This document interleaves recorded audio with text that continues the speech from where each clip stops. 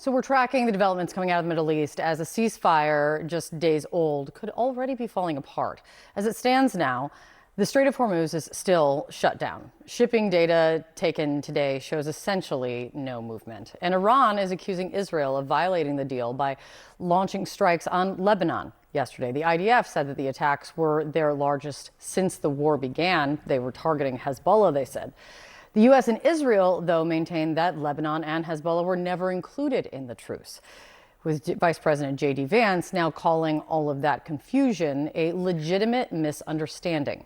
But let's talk about this in this moment. Joining me right now is CNN's senior military analyst, Admiral James Stavridis. Thanks for being here.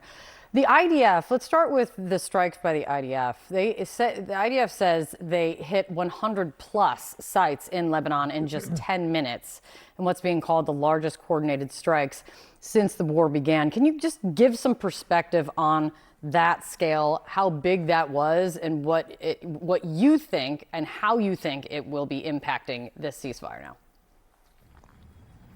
What Israel is clearly doing is taking the forces that were being used against Iran, Kate, and simply redirecting them against southern Lebanon. I think Bibi Netanyahu sees an opportunity here to inflict massive damage on Hezbollah, the proxy of Iran that's dominated Lebanese politics and the Lebanese body politic for decades. So look for those to continue unless the United States very directly, they'll do it privately, but very directly tells Israel to stand down. From your, and yes, it's all just what we're seeing publicly in the statements that are being made. Do you think the ceasefire is one, in place, and two, is holding? Do you think it will fall apart? I'd say there's a 2 in 3 chance that it holds. So 65% call it chance it remains. And the reason is because the incentives on both sides are pretty high. President Trump is looking at gas prices, an election coming in November, political pressure on the Iranian side. They know that the U.S. military is still on station and capable of launching even bigger strikes. So call it 65%. That we can work through the current fog of war. But Kate, there's a 35% chance the wheels come off here. There's a lot of unfinished business out there that could drive this thing right back to combat. You kind of synthesized what you're watching. I was reading on social media. You said there are 3 things you're watching with this ceasefire. You said 1, is the strait actually open? 2, is there a real follow-on negotiation concerning the nuclear material? And 3, where are U.S. ground troops, both Marines and paratroopers, headed? Trump just tweeted that all of the U.S. forces are going to remain in the region, kind of unless and until he sees a real agreement. But do you yet have any answers or indications on any of these questions, important ones that you're posing?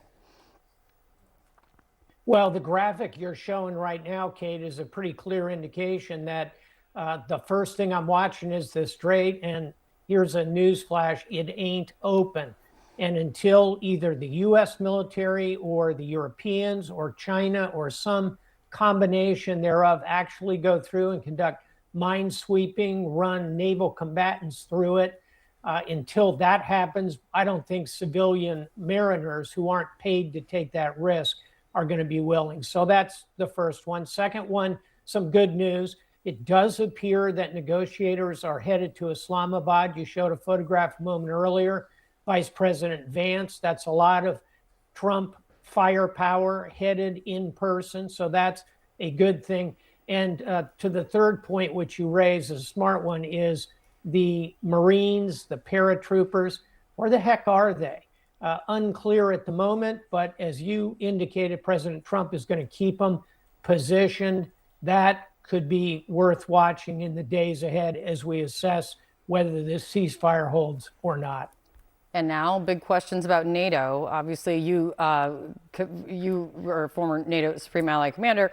And I wanted to ask you about what Trump just posted overnight, posting this.